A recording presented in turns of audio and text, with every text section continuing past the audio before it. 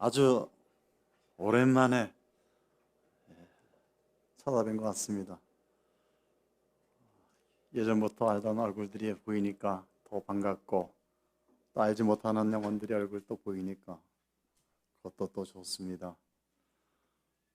우리 성도님들 요즘 지내기 어떻습니까? 이, 사라져 버렸네? 이 시대 어떻게 살까?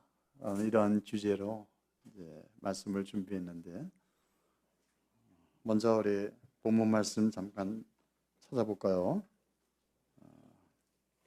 에스라 1장 말씀을 보겠습니다.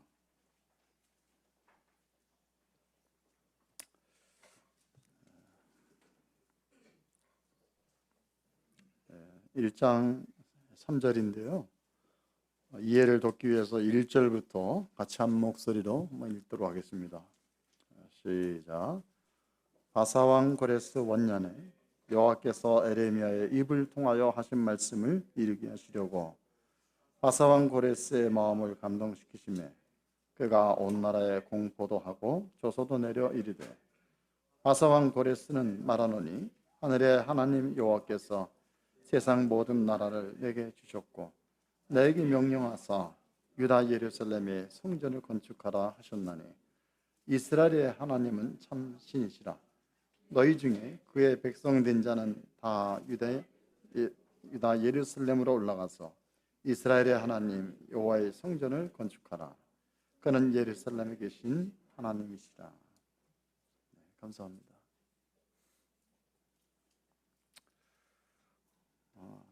이 성경 말씀을 우리가 아무 생각 없이 이렇게 보게 되면 별다른 감흥이 없이 읽게 되는데, 사실 오늘 읽은 이 말씀 가운데에는 굉장히 역사적으로 중요한 많은 일들이 여기 포함되어 있습니다. 우리가 그 이스라엘의 역사를 이렇게 살펴보게 되면 이스라엘 백성들이 하나님의 말씀을 잘 따르지 않음으로 인해서 여러 나라에 의해서 계속 외침을 이렇게 당하지 않았습니까? 그래서 처음에 아스루, 그리고 바벨론, 그리고 페르시아, 헬라, 로마 이런 식으로 해가지고 여태까지 이제 그 역사가 이어지고 있는데, 오늘 우리가 읽은 이 에스라 이 말씀은 어떻게 보면은 이 과도기적인 입장에서 지금 쓰여져 있습니다. 그러니까 바벨론이라는 거대 국가가 있었는데 그 바벨론에서 이제 페르시아라고 하는 이러한 나라로 이제 정권이 이양된 건 아니라 이제 바벨론이 왕이 어느 날 밤 갑자기 죽임을 당하고 하루 사이에 완전히 왕이 바뀌는, 그것도 다른 나라 왕으로 바뀌는 그 사건이 오늘 여기 적혀 있는 말씀 가운데 포함이 되어 있습니다. 그런데 이 말씀을 이렇게 드리면서 제가 먼저 우리 성도님들하고 잠깐 먼저 얘기를 하고 싶은 게 있습니다. 저는 서울 동대문 교회에서 처음 주님을 섬기게 됐어요. 요즘에 동대문 교회가 있죠. 근데 그 동대문 교회는 있다가 사라졌었어요. 근데 그 있던 교회는 어떻게 됐냐면은 서울 북부교회로 바뀌게 됐죠. 그러다가 얼마 전에 이제 태국 선교사였던 김선호 형제님이 동대문 교회를 다시 이제 개척하면서 시작이 됐고, 그 자리에 오늘 여기 우리 미나자매 앞에서 찬송 부르는 모습 보니까 참 감개가 무량합니다. 네, 저희 교회 와서 우리 성도님들이 너무나 잘해 주신다고 입에 침이 마르게 칭찬을 하고, 그래서 이리 보내길 참 잘했구나 라는 생각이 들고, 무엇보다 와서 이렇게 보니까 우리 청년들이 이제 많아서 그래서 좋아했나 보다 하는 그런 생각을 이렇게 하게 되네요. 근데 그 자리에 그 동대문 교회에 미나자매의 언니 되는 소연 자매가 바로 이제 대학을 그쪽으로 진학을 하면서 이제 거기 지금 또 다니고 있습니다. 인생이라는 것이 참 재밌는 것 같아요. 그런 인연의 끈이 자꾸 돌고 돌아가지고 이렇게 만나는 것들 이렇게 보면서 참 굉장히 참 인생이 참 리드미컬하고 참 흥미롭구나.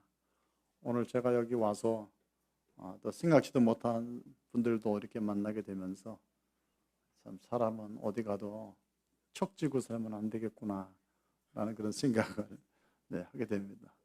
혹시 저거 척지신 분 계신가요? 아무도 없죠. 네. 그 상태로 계속 유지되기를 바라는데요.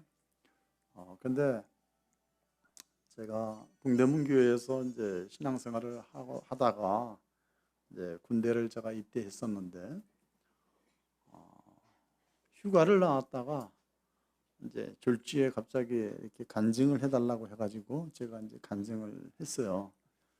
이제 제가 군생활을 하면서 어떻게 주님을 섬겼다. 있었던 몇 가지 일들을 이렇게 말씀을 드렸는데 끝나고 나서 성도님들이 몇 분이 오셔가지고 참 감사하다 하는 그러한 그 이야기를 해주시더라고요.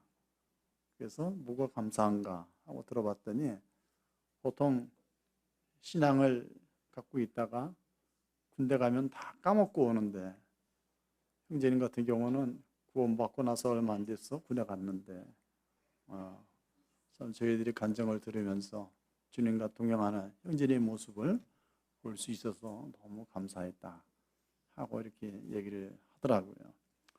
근데 사실 이제 그때는 뭐 그런 얘기를 이렇게 들으면서도 제가 또 그런 뭐 칭찬을 들을 만한 그런 뭐 고매한 신앙을 가진 사람도 아니고 단지 그냥 일상사 가운데에서 내가 주님을 어떻게 섬기고 어떻게 드러나야 될까 이제 그런 기본적인 것만 이렇게 생각하고 살아갔었는데 이제 그런 말씀을 들으니까 이제 좀 미안하기도 하고 이제 그랬었어요. 그런데 제가 나중에 생각을 했어요.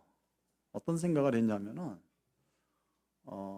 나름대로 제가 이렇게 제 자신을 이렇게 돌아보니까 야 점수 매긴다고 했을 때 교만한 얘기인지 모르겠는데 A 플러스는 안 되지만은 그래도 B학점 이상은 좀 되지 않을까 하는 그러한 초기 신앙생활을 하지는 않았나 하는 생각을 했어요. 근데 왜 그렇게 됐을까 하고 제가 곰곰이 이제 생각을 해보니까 저는 이제 그때 당시에 그러니까 지금부터 한 45년 그쯤 됐죠. 그쯤에 제가 좀 올해 66세거든요. 그러니까 한 20세 초반에 그때 처음으로 청년 캠프 참석했다가 그때 이제 주님을 믿게 됐는데 그때 이제 주 강사님이 누구였냐면은 지금은 돌아가신 김종만 형제님이셨어요. 여기 이제 연세 드신 분들은 좀 아실 거고, 근데 그 형제님이 주로 어떤 주제로 말씀을 보셨냐면은 종말론을 주제로 이렇게 말씀을 많이 보셨습니다.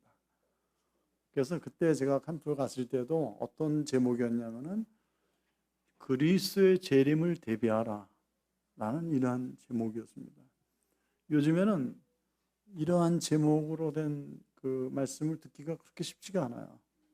어느 틈엔가 우리 성도들이나 또는 교회들 가운데에서 그냥 일상생활 가운데에서 우리가 어떻게 하나님의 뜻을 이뤄내 갈까 이런 쪽으로 좀 이렇게 방향을 튼 게 아닌가 생각이 좀 드는데 그때 당시에 저는 이제 그런 말씀을 이렇게 들으면서 정말 예수님이 조만간 오시겠구나 라는 그러한 생각을 하게 됐습니다. 근데 왜 그렇게 됐냐면은 하나님의 말씀을 이렇게 쭉 이제 제가 이렇게 듣고 연구하고 이렇게 공부하면서 그 하나님의 말씀이 귀에 걸면 귀걸이고 코에 걸면 코걸이의 말씀이 아니라 이 말씀에 적힌 대로 인류 역사가 쭉 이루어진 것을 이렇게 보니까 IQ가 두 자릿수만 넘어가면은 대충 우리가 계산을 할 수가 있지 않습니까?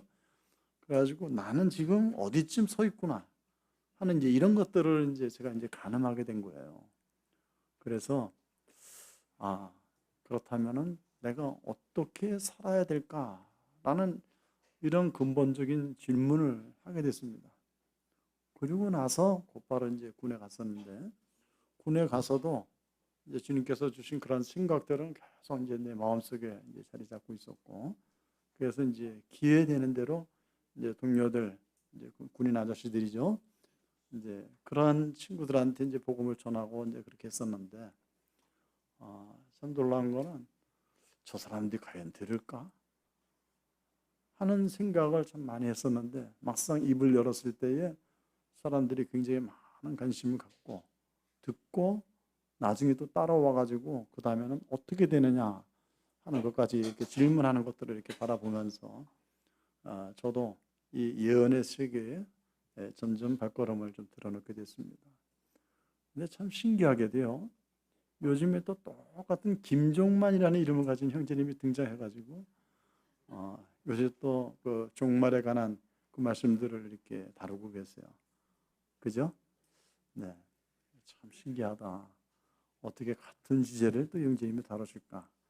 이제 그 형제님은 좀 남원에서 이제 목회를 하고 계시는데 주로 이제 창조론 그쪽으로 이렇게 많이 이렇게 말씀을 보셨는데, 요즘에 이제 흘러가는 그 흐름을 보니까 종말론 쪽으로 이렇게 흘러가는 것을 이렇게 느끼게 되더라고요. 이제 제가 왜 이 말씀을 이렇게 드리냐면, 사실 우리가 1장 1절에 있는 이 말씀을 이렇게 보게 되면은요, 그냥 이 말씀만 봐서는 그런 생각은 할 수는 없어요. 그런데 이 말씀 전에 어떤 사건이 있었는가, 이제 그걸 알게 되면은 1절에 있는 이 말씀이 좀 그냥 넘길 수 있는 그런 말씀은 아니라는 겁니다. 1장 1절에 보니까 바사왕 고레스 원년에 여호와께서 에레미야의 입을 통하여 하신 말씀을 이루게 하시려고 바사왕 고레스의 마음을 감동시키심에 그가 온 나라에 공포도 하고 조소도 내려 이르되, 바사왕 고레스는 말하노니 하늘의 하나님 여호와께서 세상 모든 나라를 내게 주셨고 나에게 명령하사 유다 예루살렘의 성전을 건축하라 하고 이렇게 말씀을 하신 겁니다. 자, 근데 여러분 여기 이 바사, 이 페르시아인데요, 이 고레스 왕은 이 그 전에 있었던 바벨론을 쳐들어갔던 왕이죠. 근데 여러분 바벨론 하게 되면은 바벨론 제국하면은 떠오르는 게 어떤 게 떠오르나요? 제일 먼저 뭐 느부갓네살 왕이라든지 이런 것들이 떠오를 텐데, 제 기억 가운데에는 아주 이 머릿속에 각인된 게 있어요. 그것은 뭐냐면은 하나님이 손가락이 이렇게 나타나 가지고 벽에다가 글을 쓰는 겁니다. 어떤 글을 쓰죠? 메네 데겔 우바르신. 번역하면 이게 어떤 뜻이냐면은 네가 하나님의 저울에 달렸을 때 부족함이 배웠다. 저는 그 장면을 이렇게 머릿속으로 상상하면서 와, 그때 왕이 얼마나 떨렸을까. 이 성경을 보게 되면은 그때 왕이 막 넓적다리가 막 이렇게 흔들리고 막 이제 그랬다고 표현을 하고 있는데, 여러분 제일 무서운 게 뭔가요? 전체를 다 보면 별로 무섭지 않는데 그 중에 일부만 나타나면 무섭죠. 그죠? 이 손가락이 공중에 나타나가지고 글을 쓰는 거예요. 근데 그 내용도 참 그 왕의 생명을 이제 좌우할 수 있는 그런 말씀이 딱 써지니까 굉장히 두렵고 이제 떨리고 이제 그렇게 된 거죠.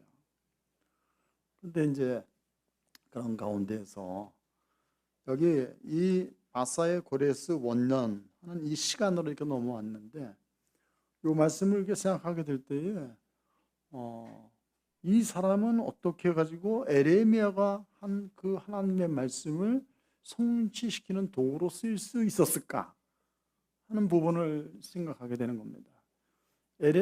여기 보니까 에레미야로 하신 말씀이라고 이렇게 되어 있는데, 에레미야는 유대 사람이잖아요. 이스라엘 사람. 근데 이 고레스는 이스라엘 사람이 아닙니다. 그죠? 페르시아의 왕이에요. 근데 페르시아의 왕이 어떻게 가지고 이런 일을 하게 됐느냐, 이거를 우리가 역사를 쭉 찾아보게 되면 굉장히 흥미로운 일들을 발견하게 됩니다. 어떤 일을 발견하게 되냐면, 우리가 이제 여기에 상관되는 말씀들을 어디서 알 수 있냐면 이제 다니엘서에 가서 보면 알 수가 있어요. 다니엘서. 이건 잠깐 다니엘서 말씀을 좀 보도록 할까요? 다니엘서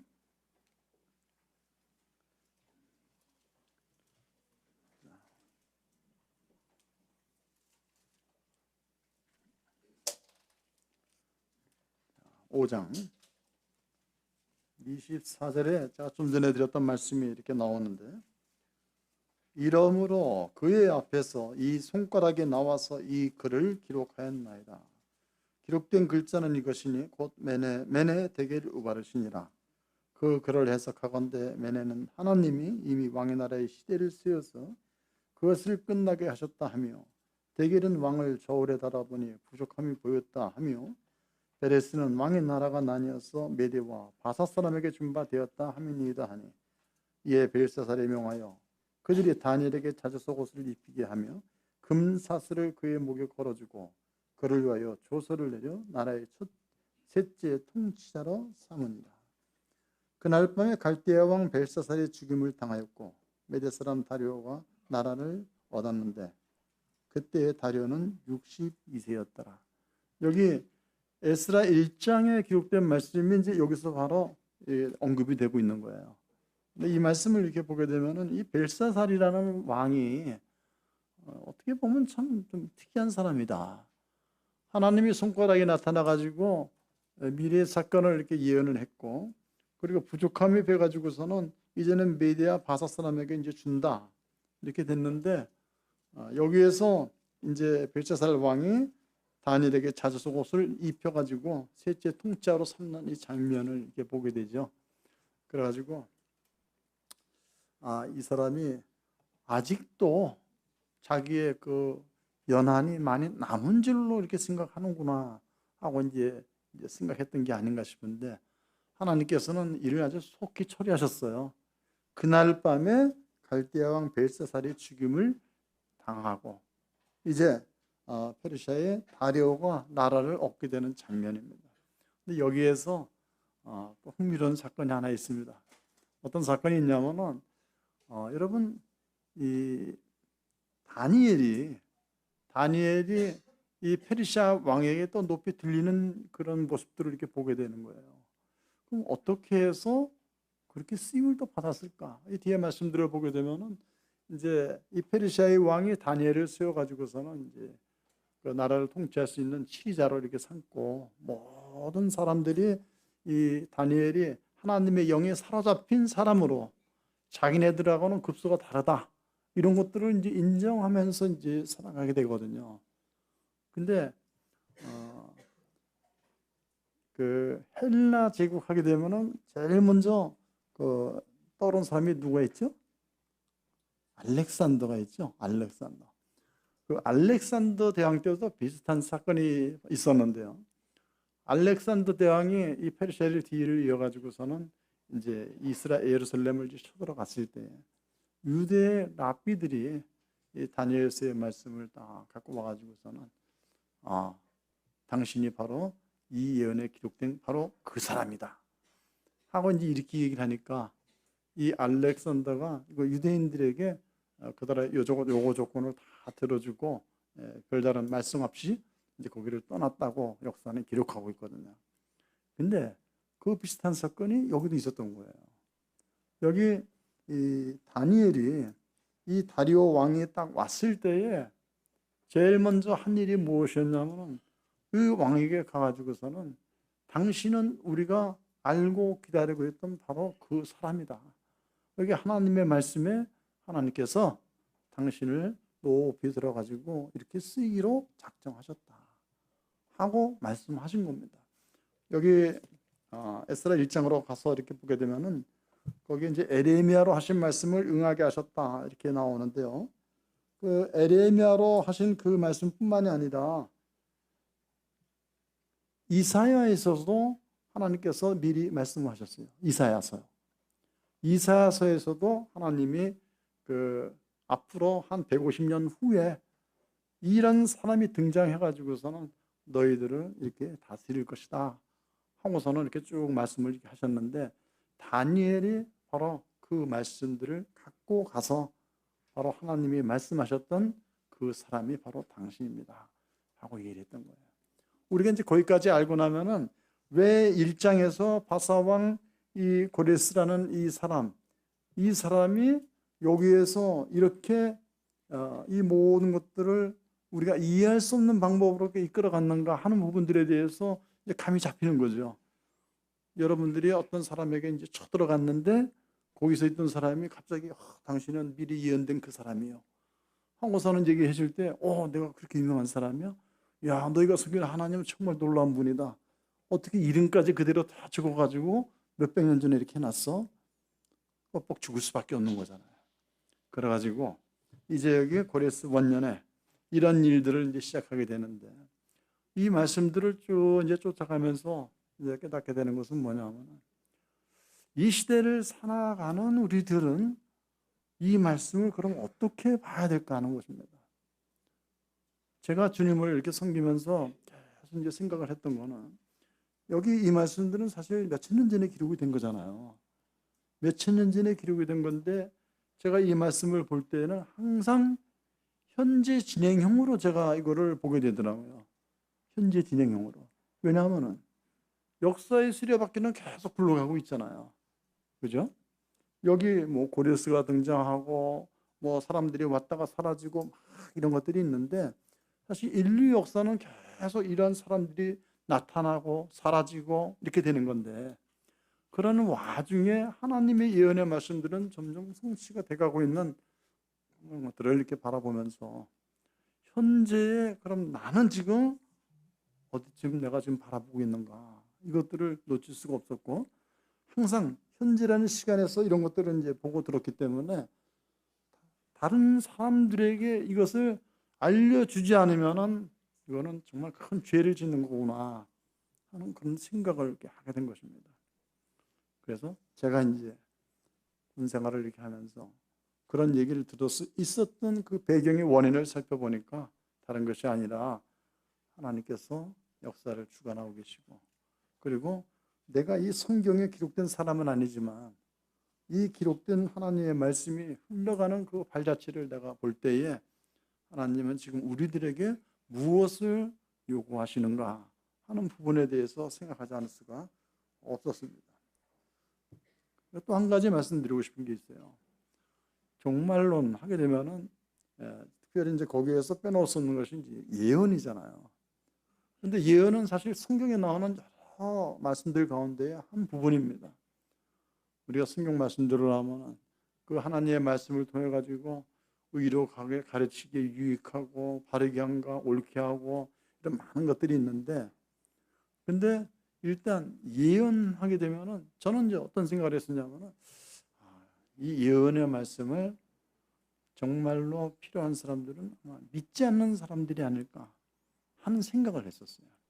왜냐하면은 이제 제가 믿지 않을 때 그 예언의 말씀을 들었기 때문에 이제 그렇게 생각을 한 것이 아닌가 싶기도 하고 또 한편으로는 내가 들은 말씀들을 사람들에게 이렇게 그대로 이제 복사해서 이제 전해주면서 그 사람들이 하나님과 성경에 대해서 대하고 접근하는 방식이 달라진 걸 많이 봤거든요. 그래가지고 이 예언의 말씀은 무엇보다 이 구도자들, 불신자들을 위해서 하나님이 하신 말씀이구나 이렇게 생각을 했는데 시간이 지나면서 이런 저희 생각은 조금씩 바뀌기 시작했습니다. 예언의 말씀은 물론 구도자도 들으면 참 좋지만 1차적인 그 예언의 말씀을 접하는 대상자는 누구냐? 바로 구원받은 성도들. 하나님이 이 성도들을 대상으로 이 말씀을 하셨다라고 생각을 이렇게 하게 됐어요. 먼저 이 베드로후서 1장 말씀에 보면 이런 말씀이 있습니다. 우리에게는 더 확실한 예언이 있어 어두운 데를 비치는 등불과 같으니 날이 새어 샛별이 너희 마음에 떠오르기까지 너희가 이것을 주의하는 것이 옳으니라 이렇게 되어 있어요. 자, 여러분 우리에게 더 확실한 예언이 있다 그랬어요. 예언의 말씀이 있는데 거기에 우리는 그럼 과연 누구냐? 세상 사람들한테 가가지고 당신에게는 하나님의 말씀이 있습니다. 그렇게 말할 수 있나요? 그 사람들은 말이 안 먹히죠. 그럼 이 말이 먹히는 사람들은 당연히 예수님 믿은 우리들을 지금 가리키는 말씀이거든요. 그럼 우리에게는 예언의 말씀이 있다. 우리에게. 그리고 너희가 이것을 주의하는 것이 옳다. 이 너희는 바로 우리를 가리키는 거잖아요. 그죠? 그러니까 우리들이 하나님의 말씀을 잘 살펴보면서 이 말씀들이 어느 시 어떠한 때를 지시하시는지 잘 상고해 보고 우리의 온 매무새를 좀 잘 이렇게 손을 봐야 되는 게 아니냐 하는 것들을 우리가 이제 생각하게 되는 것입니다. 자, 여기 좀 전에 이제 말씀드렸던 그 다니엘에 대해서 이제 잠깐 말씀을 드리면, 다니엘 6장 1절을 이렇게 보게 되면은 이런 말씀이 있습니다. 다리오가 자기의 뜻대로 고관 120명을 세워 전국을 통치하게 하고 또 그들 위에 총리 셋을 두었으니 다니엘이 그 중에 하나이라. 이는 고관들로 총리에게 자기의 직무를 보고하게 하여 왕에게 손해가 없게 하려 함이었더라 하고 이렇게 얘기를 했습니다. 이제 다리오라고 하는 이 페르시아의 왕이 이제 여기 그 나라를 다스리는 데 있어 가지고 총리 3명을 뒀어요. 아마 영의정, 좌의정, 우의정 이런 폭이 되겠죠.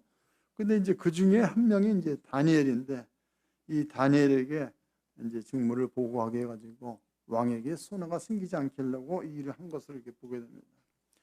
그러니까 이방 나라에 끌려갔는데, 이방 나라에 끌려간 다니엘이 어떻게 해서 그러한 대우를 받을 수 있었는가 하는 것들을 이렇게 보게 될 때, 그건 다른 것이 아니고 하나님의 말씀에 대한 확실한 믿음과 그리고 예언의 말씀에 대한 지식들이 있었기 때문에 그것이 가능했다라는 결론을 우리가 갖게 됩니다.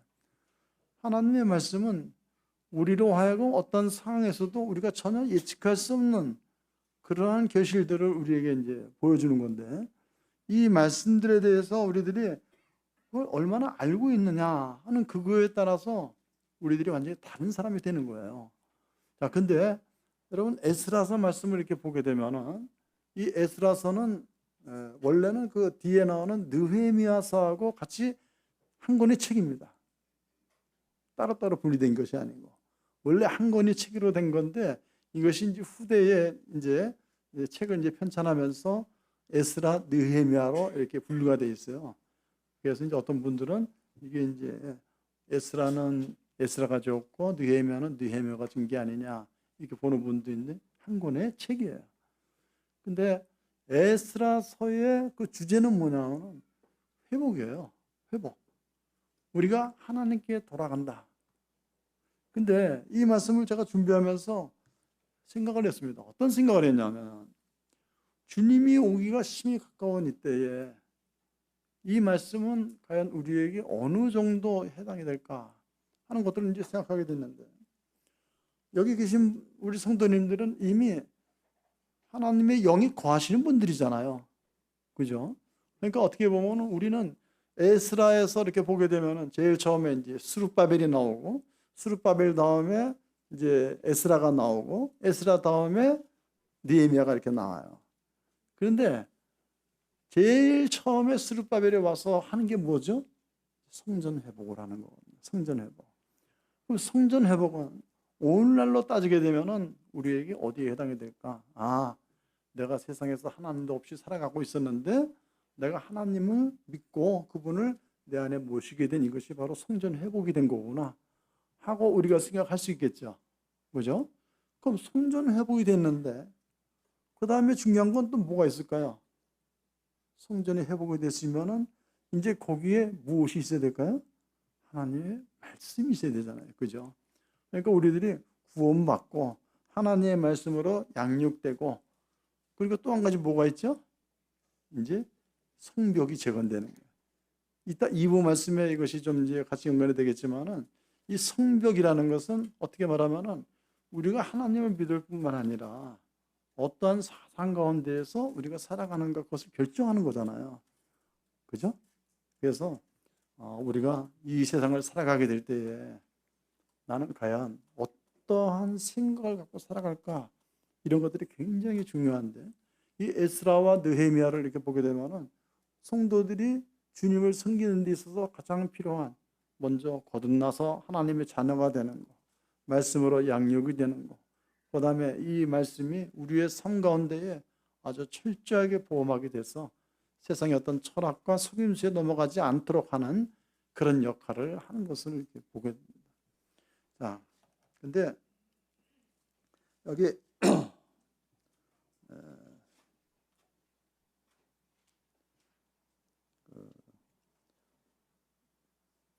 에스라 1장 아까 이제 1절 말씀 그 말씀 좀 다시 한번 보도록 하죠. 바사 왕 고레스 원년에 여호와께서 에레미야의 입을 통하여 하신 말씀을 이루게 하시려고 바사 왕 고레스의 마음을 감동시키심에 그가 온 나라에 공포도 하고 조서도 내렸다 하고 이렇게 얘기를 하고 있습니다. 자, 여기에서 이제 에레미야로 하신 말씀이라고 이렇게 나오고 있는데 이 에레미야로 하신 말씀은 이 어디 나오냐면 에레미야 29장 10절에 나옵니다.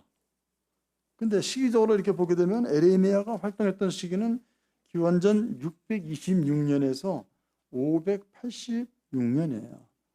그러니까 이 말은 무슨 얘기냐면은 이 에레미야가 활동했던 이 시기는 이 고레스 원년 이때에 이렇게 비교하면 그 사람은 과거의 사람이었다는 얘기예요. 그러니까 과거에 하나님께서 에레미야를 통해 가지고 말씀을 하신 거, 그것을 이제 세월이 흘러가지고 때가 되니까 하나님께서 그것을 이제 사람들에게 그대로 보여가지고서는 하나님의 뜻이 지금 이렇게 이루어지고 있다 하는 것을 알려주고 있다는 거예요. 근데 에레미야 29장 10절을 보면 이렇게 된 말씀이 있습니다. 여호와께서 이와 같이 말씀하시니라. 바벨론에서 70년이 차면 내가 너희를 돌보고 나의 선한 말을 너희에게 성취하여 너희를 이곳으로 돌아오게 하리라 하고 이렇게 얘기를 하고 있습니다. 너희를 이곳으로 돌아오게 하리라. 그 말씀이 이제 에스라부터 쭉 기록되어 있는 말씀들이에요. 이스라엘 백성들이 이제 거기에서 다시 돌아와 가지고 하나님의 성전을 다시 회복하고 말씀을 회복하고 성벽을 회복하고 하는 이런 과정들을 우리에게 이제 보여주는 거예요. 그런데 이 뒤에 가서 이렇게 보게 되면은 이런 것을 맡은 이 사람들이, 그러니까 에스라나 느헤미야나 이런 사람들이 어떻게 처신을 했는가가 오늘 우리가 봐야 할 포인트입니다. 여러분 잠깐 시간이 좀 없기 때문에 바로 뛰어넘어서 가겠는데 느헤미야 맨 마지막 장을 한번 보실까요? 느헤미야 13장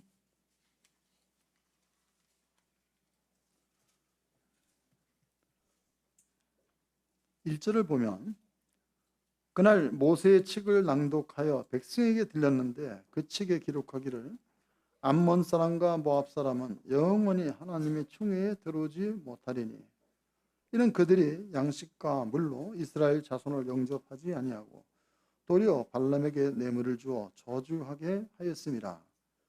그러나 우리 하나님이 그 저주를 돌이켜 복이 되게 하셨다 하였는지라. 백성이 이 율법을 듣고 곧 섞인 무리를 이스라엘 가운데서 모두 분리하였느니라. 1절에 보면은 모압과 암몬 사람은 영원히 하나님의 총회에 들어오지 못한다 하고 이렇게 말씀하고 있어요. 그리고 나서 이제 3절에 보니까 율법을 듣고 섞인 무리를 모두 분리했다 이렇게 되어 있습니다. 여기에서 하나님의 말씀이 차지하고 있는 위치가 지금 어디죠? 이 말씀을 들었을 때와 듣지 않았을 때 이 어떤 사람들에게 행동을 지금 유발시키고 있는 거죠. 이스라엘 백성들이 이 말씀을 알지 못했을 때에는 그냥 자기네들이 그냥 뭘 하든 간에 좀 잘했다. 우리가 뭐가 부족한 것이 있느냐 하고서는 이렇게 이제 살아왔는데 율법책의 말씀을 딱 듣고 나니까 우리가 하나님께 이런 죄를 지었었구나 하고서는 비로소 잘못과 이 잘한 것과 잘못한 것들을 이제 분별할 수 있는 그런 능력이 생긴 것을 이렇게 보게 됩니다. 자, 근데 이 뒤에 사건들을 이렇게 보게 되면은 그 당시에 이 느헤미야가 어떻게 이 정화 운동을 했는지 과연 이 시대에 우리가 과연 이런 일을 할 수 있을까 할 정도로 아주 무지막지하게 이 성전 정화 운동을 하는 것을 이렇게 봅니다. 자, 여기 4절을 볼까요? 이전에 우리 하나님의 전에 방을 맡은 제사장 엘리야십이, 이 엘리야십은 이제 에스라 초창기에도 이제 언급이 되고 있는데요. 이 엘리야십이 도비아와 연락이 있었으므로 도비아를 위하여 한 큰 방을 만들었으니 그 방은 원래 소재물과 유향과 그릇과 또 레위 사람들과 노래하는 자들과 문지기들에게 11조로 주는 곡물과 새 포도주와 기름과 또 지상들에게 주는 거제물을 두는 곳이라. 여기 보면 이제 도비아라는 사람이 이렇게 등장합니다. 근데 이 도비아는 출신이 어디 사람이냐면은 여기 1절에서 언급됐던 영원히 하나님의 총에 들어가면 안 되는 암몬 사람이었습니다. 암몬 사람. 근데 암몬 사람인데 그 암몬 사람 도비아를 위해서 이 하나님의 성전 옆에다가 한 큰 방을 만들었다고 얘기를 하는 거예요. 그럼 그 방은 그럼 어떤 용도로 쓰였던 방이죠? 그 방은 원래 소재물, 유향, 그릇, 레위 사람들과 노래하는 자들, 문지기들에게 11조로 주는 곡물, 새 포도주와 기름, 제상들에게 주는 거제물. 그러니까 하나님과 연관된 모든 것들이 전부 다 이 방에 있어야 되는데 거기에 희한하게 도비아라는 사람이 끼어 있는 것입니다. 자, 하나님께서 율법의 말씀을 통해서 이 사람들은 영원히 총에 들어오지 못한다고 했는데 어떻게 이런 일이 일어났느냐? 그리고 이 일이 일어나게 되는 원인을 이렇게 살펴보니까 여기 4장에 제사장 엘리야십이 도비아와 연락이 있었으므로라고 그 출처가 이 대제사장으로 이렇게 딱 연결된 것을 이렇게 보게 되는 거예요. 자, 여러분 등잔 밑이 어둡다고 이렇게 했는데 우리들의 삶 가운데에서 우리가 하나님의 말씀대로 이렇게 살아가고 싶은데 가끔가다 이렇게 보게 되면은 나도 모르는 사이에 하나님이 싫어하는 그런 것들이 바로 내 밑에 있는 것을 이렇게 보게 됩니다. 전에 어떤 책을 한 권 보니까 그런 책이 있어요. 예수님이 우리 가정에 이제 손님으로 오시는 거예요. 손님으로 오셨는데 예수님이 너희 방을 좀 보여줄래? 해가지고 이제 방을 이렇게 다 이제 돌아가면서 이제 보여주는데 어떤 방은 도저히 보여줄 수가 없는 거였어요. 그 방은 너무나 더럽고 지저분하고 냄새가 나고 이렇게 해가지고 예수님께 보여주기는 참 부끄러웠던 거죠. 근데 이건 사실 우리의 모습을 말하는 거거든요. 우리가 겉으로 볼 때 다 멀쩡한 것 같고 다 잘 꾸며서 그럴듯해 보이는데 하나님 앞에서 이렇게 보게 되면은 뭔가 해결되지 않은 그 무엇인가가 있는 거예요. 도비아 같은 것이죠. 근데 이게 하나님의 거룩한 것들과 함께 할 수 없는 이것이 함께 이렇게 딱 있는 거예요. 그런데 우리들은 그것을 너무나 당연하게 생각하고 있어요. 왜냐하면 그것을 허락한 사람이 제사장이었기 때문에. 그러니까 우리의 삶 가운데에서 이 제사장은 지금 이 시대로 따지게 되면 내가 제사장 아닙니까? 그렇죠. 나의 허락을 받고 지금 내 안에 꽈리를 틀고 지금 앉아 있는 것입니다. 그런데 이 부분에 대해서 지금 느헤미야는 지금 어떻게 하고 있습니까? 그 처리 방법을 좀 한번 보죠. 여기 보니까 7절에 예루살렘에 이르렀어야 엘리야십이 도비아를 위하여 하나님의 전뜰에 방을 만든 악한 일을 안지라. 내가 심히 근심하여 도비아의 시간을 그 방 밖으로 다 내어 던지고 명령하여 그 방을 정결하게 하고 하나님의 전에 그릇과 소재물과 유향을 다시 그리로 들여 놓았느니라. 자, 이게 첫 번째 했던 일이었습니다.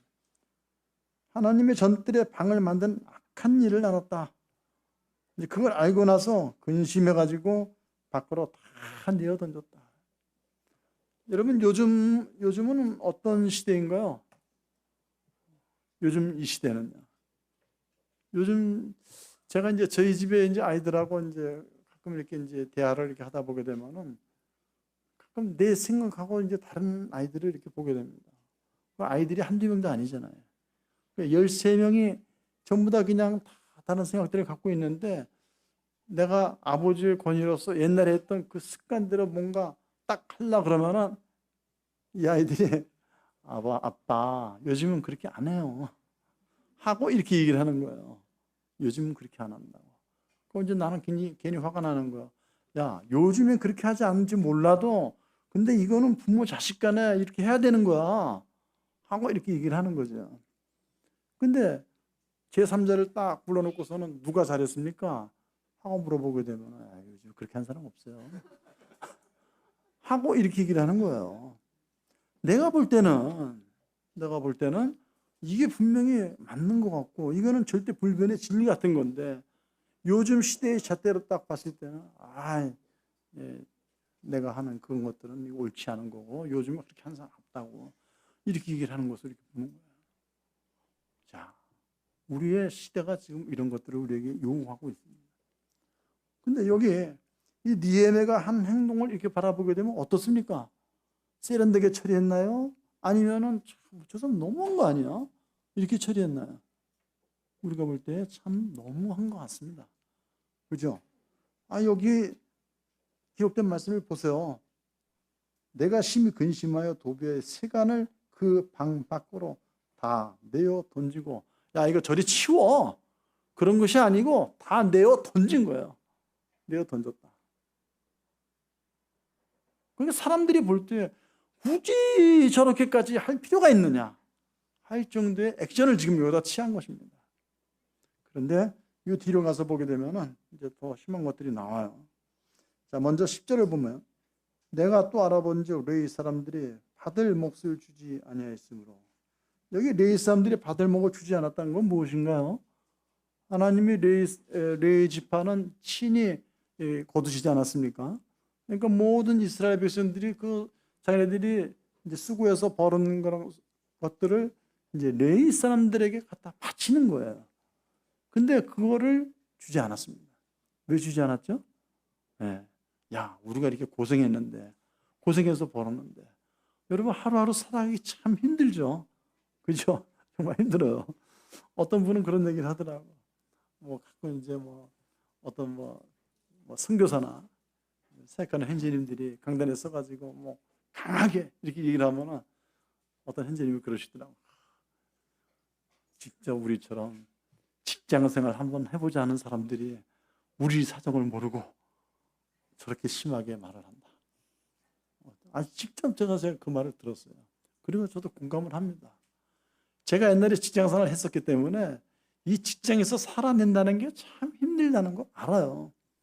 근데 이제 목회를 하면서 이제는 좀 다른 잣대로 이제 접근하게 되는 거죠. 야, 그래도 예수 믿는다 하면 우리들이 이 정도는 해야 되지 않나 하고서는 이제 그런 잣대로 나가는데 사실 또 이제 일반 성도들은 이제 사실 현지 생활 모든 부분에서 부딪히고 넘어지고 힘든 것들이 많은 것도 사실이거든요.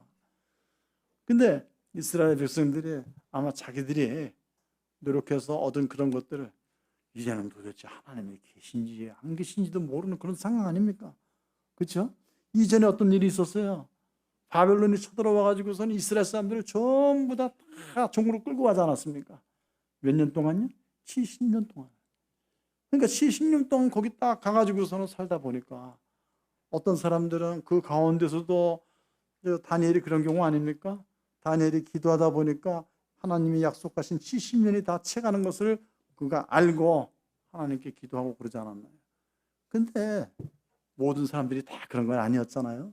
어떤 사람들은 아니 하나님이 살아계시면 우리가 이런 꼴을 당할 이유가 뭐가 있어 하고서는 이렇게 이제 다 생각을 했을 텐데 그 사람들이 과연 하나님께서 그 바벨론의 포로로 끌려가기 전에 정했던 그러한 것들을 열심히 행하고 지키려고 한 그런 동기부여가 안 되는 거잖아요. 그죠?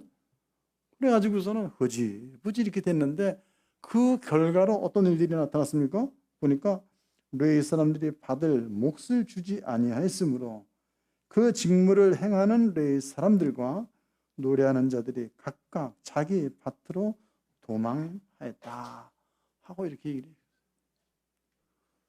자, 레위 사람들도 그렇고 노래하는 사람들도 다 하나님의 성전에서 찬양을 하고 제사를 집행하고 이제 누구도 대신할 수 없는 그 일을 하는 건데 이 사람들도 먹고 살아야 되지 않습니까? 그죠? 여러분 지금은 이제 고인이 되셨지만은 옛날에 그 중국 선교사를 가셨던 서명수 형제님이라고 계세요. 아시는 분은 아시겠죠? 그 형제님이 총각 때 그 진도에서 이제 전도 활동을 이렇게 좀 하셨는데 섬을 이렇게 돌아다니다가 보니까 어떤 고목이 하나 이렇게 보이더랍니다. 고목이 보입니다. 근데 그 고목을 보니까 속에 보통 고목이 좀 그렇잖아요. 속이 다 썩어가지고 시커멓게 뻥 뚫렸어요. 그래서 서명수 선생님이 지나가다가 그 고목을 보고 고목아, 고목아, 너는 무슨 사역을 어떻게 하느라고 그렇게 속이 다 썩었느냐 하고선 얘기를 하더랍니다.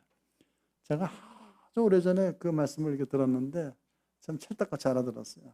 아, 예, 이 길이 그런 길이구나. 응? 하고서는 어떤 일이 있어도 원래 그런 것이다 하고 이제 접수를 하고 이제 이렇게 살아가는데 어쨌거나 목회하는 사람들도 이제 요즘으로 따지면은 목회하는 사람들이겠죠. 그 사람들도 이제 먹고 살아야 되는 거잖아요. 그렇죠? 그런데 이런 부분에 있어가지고 이 이스라엘 백성들이 하나님과 맺은 언약, 약조 이런 것들을 다 무시했던 거예요. 성경의 구약 성경의 맨 마지막에 그 말라기에서 이렇게 가서 보게 되면 하나님이 이스라엘 백성들을 이렇게 다루시는 이유가 나와요. 뭐라고 나오냐면 네 지파 맺은 언약을 너희가 멸시했기 때문에 그렇게 했다.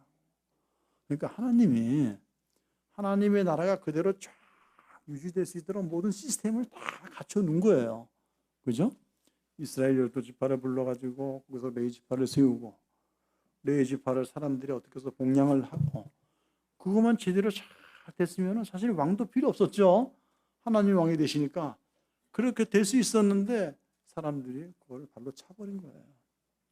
그 발로 차고 나중에 또 어떤 일이 생긴 거예요?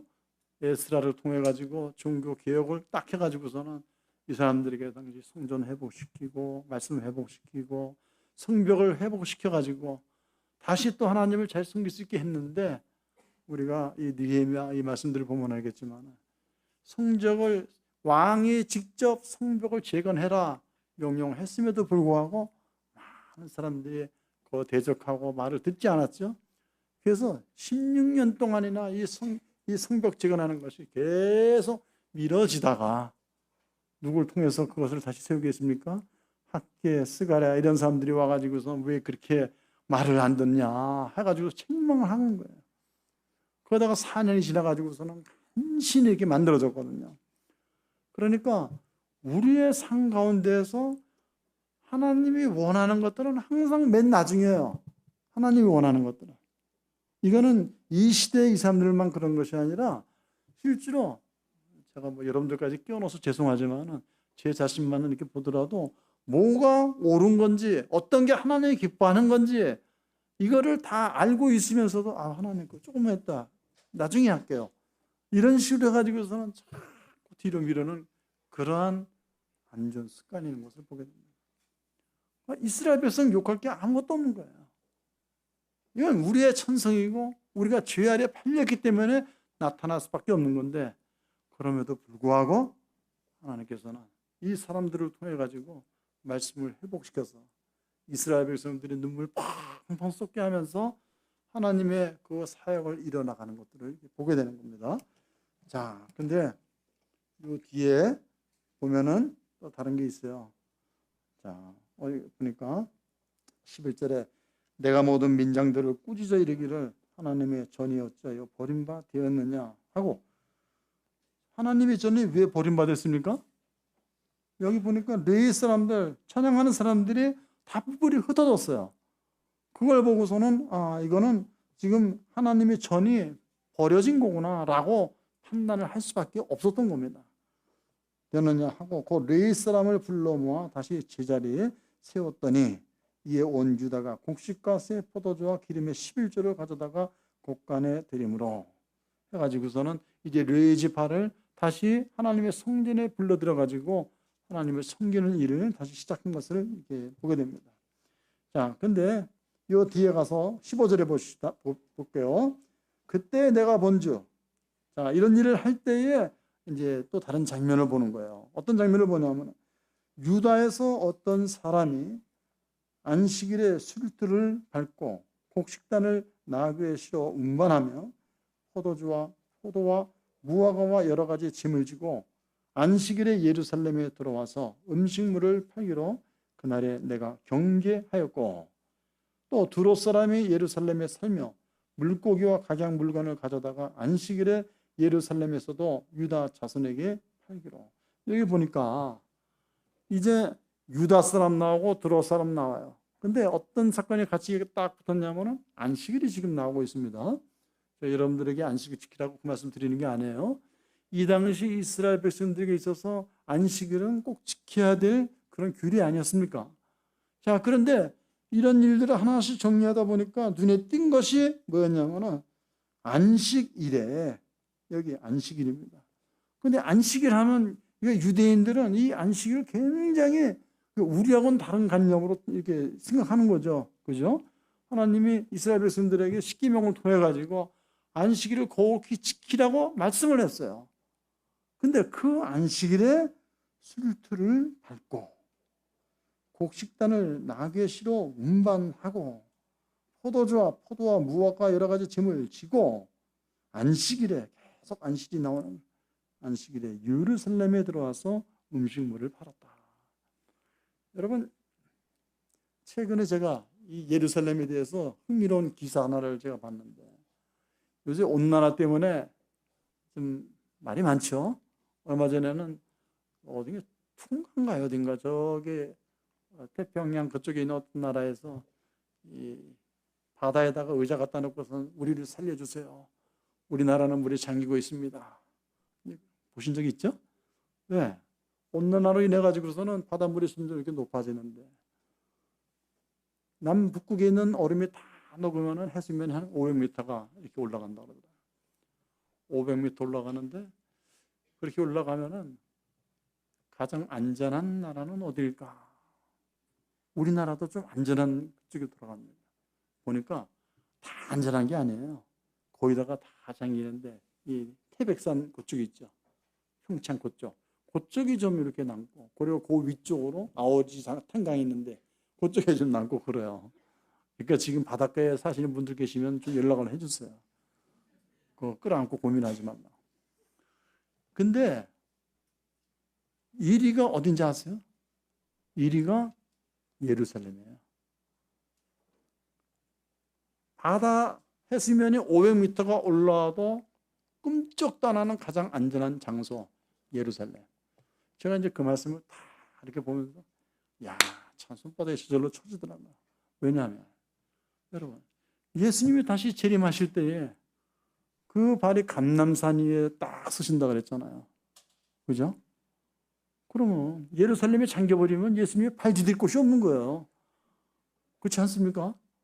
근데 500m가 올라와서 다 잠겨도 예루살렘은 잠기지 않으니까 예수님이 마음 놓고 다리를 딱 디딜 수가 있어요. 야, 참 하나님이 기가 막히게 소금 해놓으셨구나 싶더라고요. 근데 여기 다시 한번 들어가서 봅시다. 여기 이렇게 보니까 이 사람들이 안식일에 이제 이런 일들을 이렇게 하고 있는데, 이스라엘 사람들은 이 안식일날 멀리 가는 것도 금지되어 있고 뭘 하는 걸 못하게 되어 있거든요. 전에 어떤 그 월간지를 하나 보니까 우리나라 한 여행객이 예루살렘 그 이스라엘을 거기 이제 놀러 갔다가 겪은 일을 수필로 이렇게 적어 보낸 걸 제가 봤습니다. 아마 센터라는 잡지일 거예요. 오래전에 봤어요. 뭘 봤냐면은, 제가 이스라엘 사람 가정을 방문했는데 그 사람들이 처음 놀러 간 자기에게 냉장고를 좀 옮겨달라고 부탁을 하더라. 그래가지고, 아니, 그거 뭐, 평소 지들이 좀 하면 안 되나? 왜 하필 손님이 나한테 이런 것들을 시키나? 나중에 알고 보니까 이날은 안식일이라서 힘든 일을 하면 안 됩니다. 근데 당신은 이방인이기 때문에 해도 괜찮습니다. 해가지고 그렇게 한다는 거예요.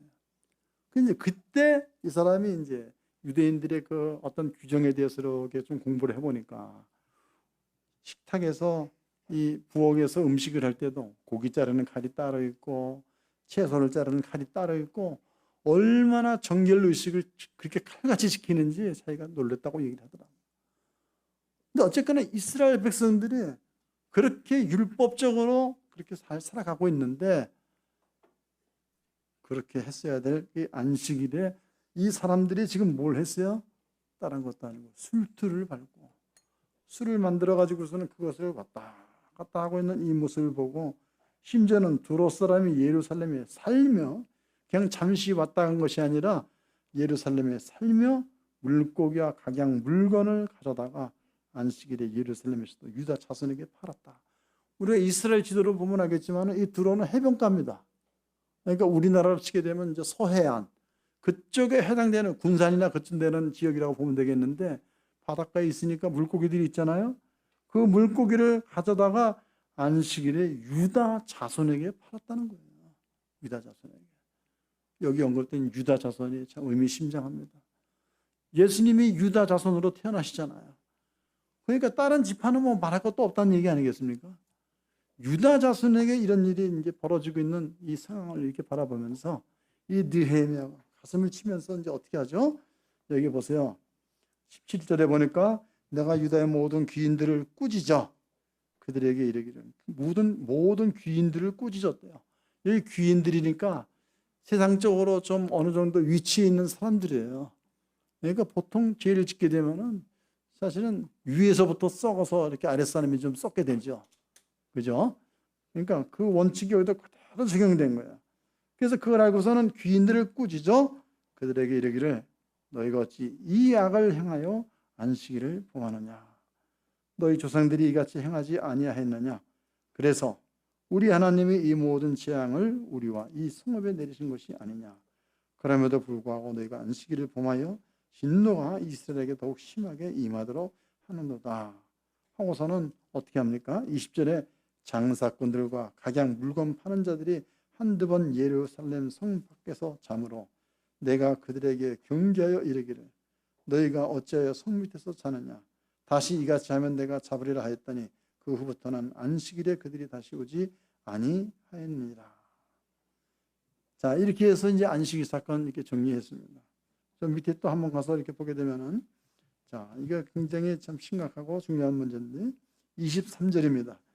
그때 내가 또 본즉 유다 사람이 아스돗과 암몬과 모압 여인을 맞아 아내로 삼았는데 그들의 자녀가 아스돗 방언을 절반쯤은 하여도 유다 방언은 못하니 그 하는 말이 각 족속의 방언이므로 내가 그들을 책망하고 저주하며 그들 중 몇 사람을 때리고 그들의 머리털을 뽑고 이르되 너희는 너희 딸들을 그들의 아들들에게 주지 말고 너희 아들들이나 너희를 위하여 그들의 딸을 데려오지 아니하겠다고 하나님을 가리켜 맹세하라 하고 또 이르기를 옛적에 이스라엘 왕 솔로몬이 이 일로 범죄하지 아니하였느냐. 그는 많은 나라 중에 비길 왕이 없이 하나님의 사랑을 입은 자라. 하나님이 그를 왕으로 삼아 온 이스라엘을 다스리게 하셨으나 이방 여인이 그를 범죄하게 하였나니 너희가 이방 여인을 아내로 맞아 이 모든 큰 악을 행하여 우리 하나님께 범죄하는 것을 우리가 어찌 용납하겠느냐 하고 얘기를 했어요.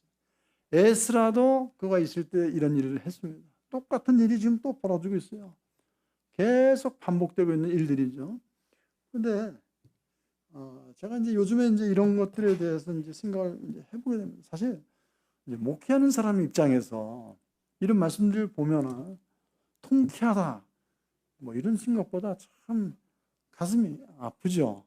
왜냐하면 현 시대에서 목회하는 사람 입장에서 참 여러 가지 부딪히는 문제들이 있는 거예요.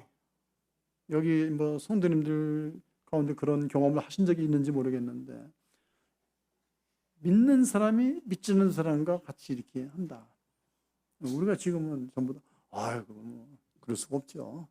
믿지 않는 자와 멍에를 같이 하지 말라 그랬는데. 근데 여러분 현실을 직접 부딪히게 되면은 어떻습니까?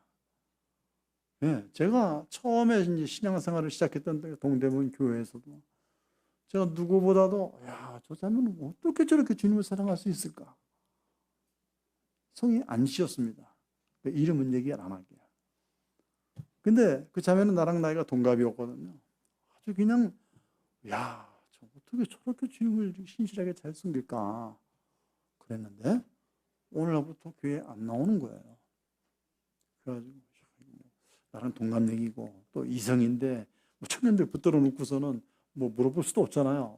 김영재님 그 자매한테 관심 있어요? 그럴까 봐. 관심이 없었거든요. 자, 그런데 어쨌거나 나중에 이제 들은 얘기가 그 자매네 세상 남자를 만나서 결혼을 하게 됐습니다. 하고 얘기하더라고요. 근데 저는 그때 아주 큰 망치를 막은 줄 알았어요. 왜냐하면 나는 그 자매를 굉장히 존경했었거든요. 그냥 입만 열면 정말 주님 뭐 그런 사람 있잖아요. 그냥 입에 달고 다니는 그런 자매였는데 이 결혼이라는 그 벽에 딱 부딪히니까 그런 결정을 이렇게 내리게 되더라고요. 근데 실제로 현 상황에서 이렇게 딱 이렇게 보게 되면 모임마다 그런 사람들이 있잖아요. 나이 좀 많이 먹었는데 결혼해야 되는데 어떻게 짝은 또 없고, 그죠? 그런 상태에서 사람들이 어떤 선택을 선택하는 거에 대해서 어떻게 해야 되나? 여기 뭐 에스라나 느헤미야처럼 막 이 사람들 딱 세워다 놓고서 머리를 쥐어뜯고 수염을 쥐어뜯고 옷을 찢고 막 그러면서 네가 그럴 수 있냐 막 이렇게 하면은 어떻게 될까요? 그 교회는 너무 과격하다. 아마 또 요즘 시대 그런 시대 아니에요. 이럴 수도 있지 않겠어요? 그죠? 저는 이런 얘기도 하나 들어서 알고 있습니다. 어떤 자매가 직장 생활을 하는데 누구한테나 그런 일이 일어날 수 있어요. 직장에 갔는데 그 자매가 이렇게 좀 세상적으로 좀 잘났습니다. 그러니까 좋은 대학 나오고 머리도 똑똑한데 외모까지도 출중했어. 야, 어떤 형제가 저 자매를 데려갈까 하고 이렇게 생각을 했는데 회사에서 이제 고위직에 계신 분이 그 자매한테 내가 정매 좀 쓸까 하고서는 이제 얘기를 하더랍니다. 아마 처음에는 아유 아니에요 뭐 이렇게 했을 텐데 그 상대를 딱 보니까 같은 회사의 고위직의 아들이야. 근데 그 아들도 딱 자기가 보니까 괜찮은 사람이에요. 어떻게 되겠습니까? 여자의 마음은 경험이 있는 사람들이 그 말 잘해요. 여자의 마음은 갈대와 같다. 자, 어디까지 얘기가 진행이 됐냐면은 그 자매가 교회에서 피아노도 쳤어요. 장로님의 딸이에요. 오랜 시간 동안 어려서부터 태어나면서부터 교회 생활을 쭉 해왔는데 무슨 말을 하면서 끝났냐면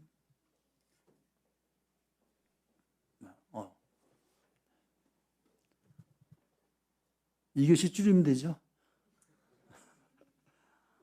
네. 이렇게 얘기를 했어요. 나 구원 안 받은 것 같아요. 이렇게 얘기를 하면서 결혼을 해버렸습니다.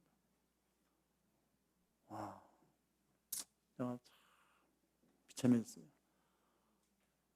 우리가 하나님이 주신 이 구원, 성도의 지위, 영광, 우리가 정말 이런 것을 알고 있다면 눈앞에 그거 바라보고 나 구원 안 받은 것 같아요 하면서 그걸 딱 가로챌 수 있을까?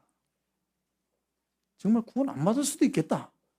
이런 생각이 들면서 그렇지 않다면 제일 멍청한 거래를 했다.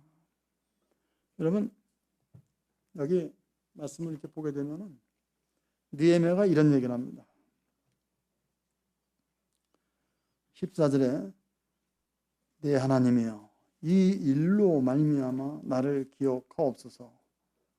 내 하나님의 전과 그 모든 직무를 위하여 내가 행한 선한 일을 도말하지 마옵소서. 22절에도 내 하나님이여 나를 위하여 이 일도 기억하시옵고 주의 크신 은혜대로 나를 아끼시옵소서. 느헤미야는 자기가 했던 이 모든 일들을 하나님 앞에 그대로 다 일시직고하면서 이 모든 상황을 하나님께서 알고 계시니 그것을 고려해 주십시오 라면서 고백을 했습니다. 우리가 이런 마음으로 살아간다면 따로 굳이 어떤 그런 거 필요하지가 않은 것 같아요. 범사에 헤아려 내가 하나님을 두려워하고 이런 가운데서 내가 하루하루 살아간다면 특별히 뭐 지금이 주님이 오실 때나 아니다. 그런 거 고민할 필요가 없어요. 언제 오시느냐 뭐 그런 것도 고민할 필요도 없어요. 그냥 내 하는 모든 것들을 하나님이 알고 계시고 나는 그 안에서 판단받기를 원하나요. 기도하겠습니다.